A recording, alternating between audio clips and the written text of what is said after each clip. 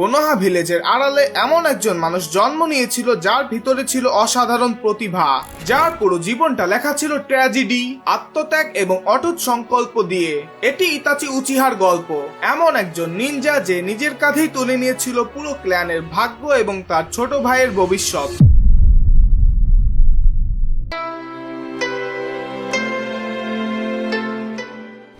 June মাসের 9 তারিখ Uchiha ক্ল্যানের leader ফুগাগু এবং মিকিতো উচিহার প্রথম সন্তান হিসেবে ইতাচি জন্মগ্রহণ করে। খুব ছোট বয়স থেকেই সে সহিংসতার সাথে পরিচিত ছিল। মাত্র 4 বছর বয়সে থার্ড গ্রেড নিনজা ওয়ারের সময় ইতাচি এমন এক যুদ্ধক্ষেত্র দেখে যা ছিল লাশে পরিপূর্ণ। এই ভয়াবহ দৃশ্য তাকে মানসিকভাবে বদলে দেয়, তাকে পরিণত করে শান্তিকামী বা প্যাসিফিস্টে। তার স্বপ্ন ছিল সেরা নিনজা হয়ে পৃথিবী থেকে সব দ্বন্দ্ব মুছে ফেলার। যুদ্ধের 1 বছর পর তার ছোট ভাই সাসকের জন্ম হয়, যাকে সে নিজের জীবনের চেয়েও বেশি ভালোবাসতো। ইতাচি তার কাজিন শিশুই উচিহার সাথে গভীর বন্ধুত্ব গড়ে তোলে, একসাথে ট্রেনিং করত এবং মনের কথা শেয়ার করত। কিন্তু এই শান্তি বেশিক্ষণ স্থায়ী হয়নি। নাইনটেল ফক্সের আক্রমণের পর গ্রামের লিডারদের সাথে উচিহা ক্ল্যানের সম্পর্কে অবনতি ঘটে এবং তাদের গ্রামের এক প্রান্তে সরিয়ে দেওয়া হয়।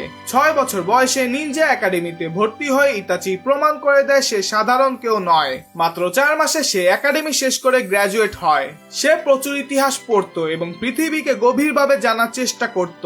টিম 2 তে জয়েন হওয়ার পর সে দ্রুতই তার দক্ষতা বৃদ্ধি করে। মাত্র 8 বছর বয়সে একটি মিশনের সময় একজন মাস্ক পরা আক্রমণকারীর হাতে তার টিমমেটদের মৃত্যু হয়, আর তখনই তার এক হয় উচিহাদের সেই শক্তিশালী ডোজুৎসু শারিনগান। মাত্র 10 বছর বয়সে ইতাচি একাই চুনিন এক্সাম পাশ করে, যা তার অসামান্য প্রতিভার প্রমাণ দেয়।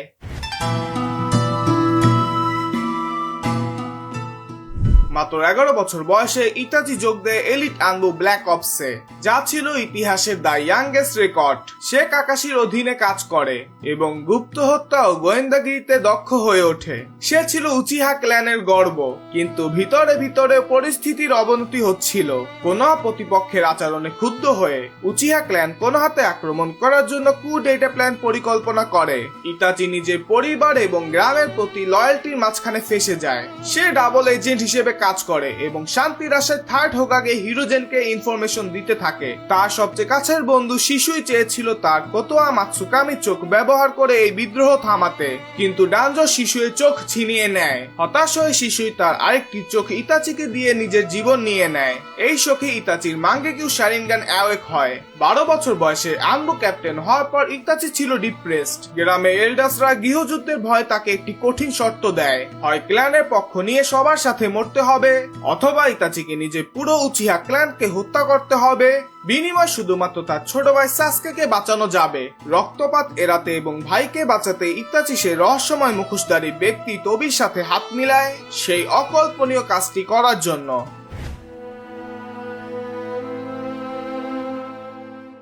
সেই এক অভিশপ্ত রাতে ইতাচি এবং তবি মিলে পুরো উচিহা ক্ল্যানে নিশ্চিহ্ন করে দেয়। ইতাচি নিজের হাতে তার বাবা মাকেও হত্যা করে। মৃত্যুর মুখে দাঁড়িয়েও তারা ইতাচিকে নিয়ে গর্ব করেছিল এবং শুধু বলেছিল, সাসকের খেয়াল রেখো।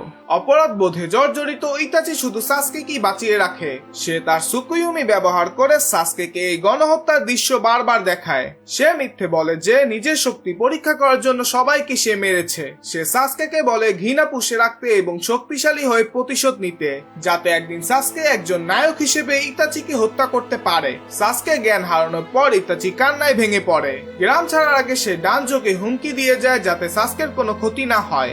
এরপর সে বিশ্বাসঘাতক বা মিসিং নিনজা হিসেবে গ্রাম ত্যাগ করে, কিন্তু তার আসল উদ্দেশ্য ছিল অপরাধী সংগঠন আকাতসুকিতে ঢুকে বাইরে থেকে কোনোহাকে রক্ষা করা। বাই দ্য ওয়ে, তোমরা হয়তো নোটিস করেছো আমার হুডির এখানে একটা হিডেন লিফ ভিলেজের লোগো আছে। এই হুডির সামনের দিকে আছে হিডেন লিফ ভিলেজের লোগো এবং পিছনে আছে উজুমাকির লোগো। আর এই হুডিটি আমাকে পাঠিয়েছে এনিমার্ট বিডি। বাই দ্য ওয়ে, তোমরা এখানে দেখতে পাচ্ছ ফেরদৌস ভাইকে ওরফে অ্যানিমে ব্রোস বাংলা, আর সাথে আছে রাফিদ ওরফে আকানো। বেসিক্যালি অ্যানিমার্ট বিডি আর কারণ না, এই দুইজনেরই ব্র্যান্ড। তোমরা যদি আমার এই হুডিটি নিতে চাও তাহলে ভিজিট করো animatbd.net। এখানে শুধুমাত্র আমার এই হুডি না, সাথে অন্যান্য হুডিও পেয়ে যাবে, প্লাস ড্রপ শোল্ডারও পেয়ে যাবে। বাট ধরো যে তোমরা আমার এই হুডিটাই নিতে চাও, সো হুডি সেকশনে ঢোকার পরে যে প্রথমেই দেখা যাইতেছে। আর বাই দ্য ওয়ে এটা হচ্ছে হালাল হুডি, মানে এটা পরে তোমরা নামাজ পড়তে পারবা, বিকজ এখানে কোনো অ্যানিমে ক্যারেক্টারের আর্ট নাই। তো এখান থেকে তোমরা তোমাদের নিজের সাইজ সিলেক্ট করবা, যেমন আমারটা হচ্ছে কি এক্সেল, তো আমি এক্সেল সিলেক্ট করলাম। দেন এখানে কোয়ান্টিটি তোমরা 2-3 একসঙ্গে কিনতেও পারো, বাট আমার মনে হয় না হুডি কেউ একসঙ্গে এতগুলো কিনবে। তারপর একটুতে কার্ডে যাওয়ার পর এখানে তোমার যে কার্ডে জমা হয়ে গেছে, দেন এখানে ভিউ কার্ডের অপশনে ক্লিক করবে। ক্লিক করার পর এখানে দেখবা একটা কুপন কোডের অপশন আছে। তো এখানে তোমরা যদি INIPRO10 প্রোমো কোডটি ইউজ করো এবং অ্যাপ্লাই করো, তাহলে তোমরা পেয়ে যাবে 10% ডিসকাউন্ট। যেমন এখানে আমার 10% টাকা কাটতে গেছে। এরপর তোমার প্রসেস চেক আউটে ক্লিক করার পর এখানে তোমার নাম, ঠিকানা, ইনফরমেশন সবকিছু দিয়া ক্যাশ অন ডেলিভারি নিতে চাইলে ক্যাশ অন ডেলিভারি বা নগদ বিকাশ, মানে যে কোনো একটা অপশন আছে, ওগুলা তোমরা সিলেক্ট করে তোমরা তোমাদের অর্ডার প্লেস করতে পারো। তো তোমরা যদি আমার মতো একটা হালাল অ্যানিমে হুডি নিতে চাও তাহলে ভিজিট করো animatbd.net। চলো, অনেক প্রমোশন করছি, এখন মেন ভিডিওতে আসি।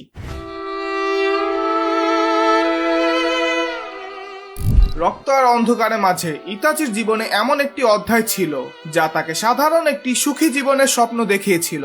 তার নাম ইজুমি উচিহা। ছোটবেলার এই বান্ধবী ইতাচিকে গভীরভাবে ভালোবাসতো।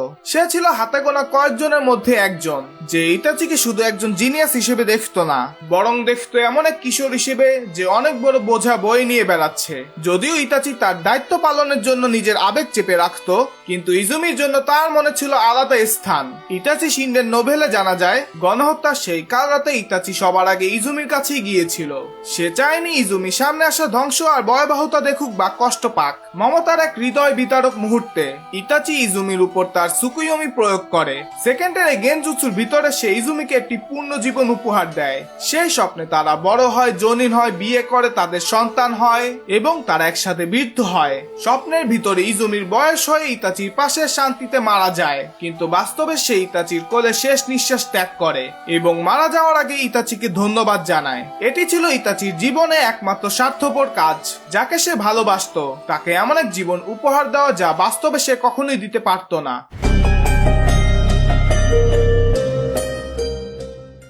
আকাতসুকিতে ইতাচি প্রথমে জুজুবিওয়া এবং পরবর্তীতে কিসামের সাথে পার্টনার হয়। কিসামের সাথে তার এক অদ্ভুত সম্পর্ক গড়ে ওঠে। সে ওরোচিমারুর হাত থেকে নিজেকে রক্ষা করে এবং দলের জন্য কাজ করতে থাকে, কিন্তু এক মারাত্মক রোগে আক্রান্ত হয়ে ইতাচির শরীর ভেঙে পড়েছিল। সে ওষুধের মাধ্যমে নিজেকে বাঁচিয়ে রেখেছিল শুধুমাত্র সাসকের হাতে মৃত্যুবরণ করার জন্য। সে সাসকের সাথে বেশ কয়েকবার দেখা করে এবং ভিলেনের অভিনয় চালিয়ে যায় যাতে সাসকের ঘৃণা আরো বাড়ে। তাদের শেষ যুদ্ধে ইতাচি তার সব শক্তি প্রয়োগ করে, যেমন সুকুয়োমি ইলুশন, আমাতেরাসু ইন্টারনাল ফ্লেমস এবং সুসানোর ইনভিনসিবল আর্মর। কিন্তু এই সব ছিল নাটক। সে আসলে সাসকের ভিতরে ওরোচিমারুকে বের করে সিল করে দেয়। মৃত্যুর ঠিক আগ মুহূর্ত সে সাসকের দিকে এগিয়ে যায়। সবাই ভেবেছিল সে চোখ নিতে আসছে, কিন্তু সে হাসি মুখে সাসকের কপালে শেষবারের মতো টোকা দিয়ে বলে, ক্ষমা করে দিও সাসকে। মৃত্যুর পরেও ইতাচি পরিকল্পনা করে রেখেছিল। সে নারুতোর কাছে শিশুই চোখ সহ একটি কাক রেখেছিল, যাতে সাসকে ভুল পথে গেলেও তাকে ফিরানো যায়। ফোর্থ গেট নিনজা ওয়ারে সে ইডুটেন্সে হয়ে ফিরে এসে সাসকের কাছে সব সত্যি স্বীকার করে এবং বলে, তুমি আমাকে মাফ করো বা না করো, আমি তোমাকে সারা জীবন ভালোবেসে যাব।